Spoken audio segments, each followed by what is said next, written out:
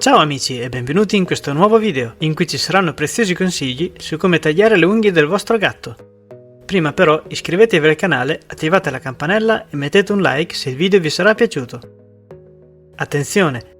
Tagliare le unghie al gatto è un'operazione da effettuare con molta cautela per evitare di causare ferite, quindi seguite attentamente tutto il video, specialmente se siete alle prime armi. Se non ve la sentite, fate tagliare le unghie del vostro felino a un toelettatore o ad un veterinario. Non rischiate la salute del vostro gatto. Perché tagliarle? I gatti che vivono in appartamento purtroppo non possono farsi le unghie sugli alberi come avviene in natura e per questo avranno bisogno di superfici diverse per poterle consumare. A tal proposito consiglio tiragraffi di diversi materiali e ci sarà un video a riguardo. Questa azione gli permette anche di marcare il territorio tramite le ghiandole poste sotto le zampe. Incentivate i vostri gatti ad usare i tiragraffi. Potete aiutarli spargendoci sopra un po' di erba gatta. Quante volte vi sarà capitato di vedere i vostri felini impigliarsi con le unghie sulle lenzuola o sul divano?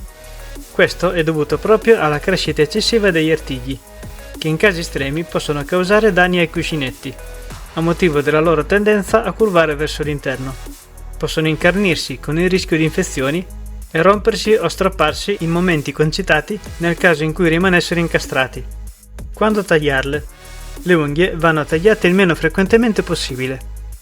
Non è piacevole per il nostro felino farsi toccare le zampe, ma è necessario comunque effettuare dei controlli periodici, specialmente nel caso di esemplari poco attivi come i gatti anziani o con problematiche di carattere fisico che ne limitano la mobilità. Mentre per gli esemplari giovani ed in buona salute bastano controlli sporadici. Se il gatto vive all'aperto o comunque ha libero accesso all'esterno, evitate di tagliargli le unghie, sono la sua arma di difesa. Per avere un gatto più disponibile sarebbe ottimale abituarlo fin da piccolo, ma tagliate con le dovute cautele. Avrà artigli minuti e richiederà una maggiore attenzione per evitare di causare danni. Come tagliarle? Prima di tutto evitate di usare le normali forbici o i nostri tagliaunghie. Possono causare danni e dolore. Esistono delle forbici apposite, alcune dotate di tampone, per evitare di tagliare troppo a fondo. Le unghie del gatto sono molto diverse dalle nostre, partono dall'ultima falange, ma sono ancorate con tendini, che gli conferiscono il movimento retrattile.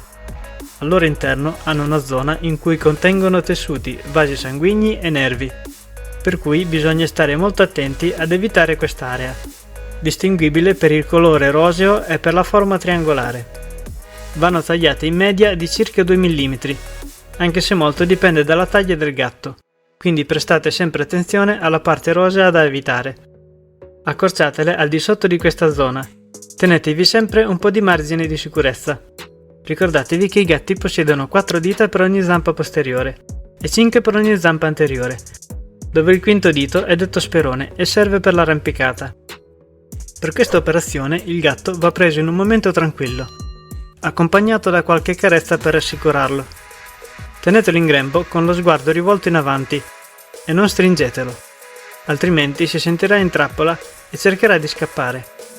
Prendete una zampa con una mano e premete leggermente sui cuscinetti per far uscire l'unghia.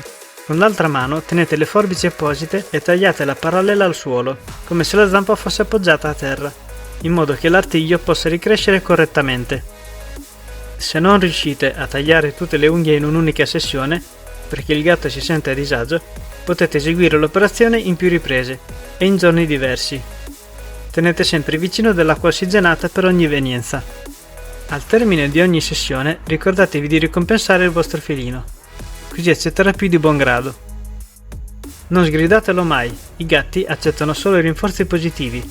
Se durante un controllo doveste trovare unghie incarnite o nere, non esitate a contattare il vostro veterinario. Ci tengo molto a ringraziare 2 carissimi amici, Jessica e Luca, che mi hanno aiutato nella realizzazione di questo video, con il bellissimo Akira. Voglio ringraziare anche un altro carissimo amico, Salvatore Madonna. Se vivete in un condominio, lui è la persona giusta a cui rivolgersi. Risolverà ogni vostro problema. Ha un bellissimo canale che tratta proprio di questo argomento. Si chiama SOS Condominio Salvatore Madonna. Iscrivetevi, mi raccomando.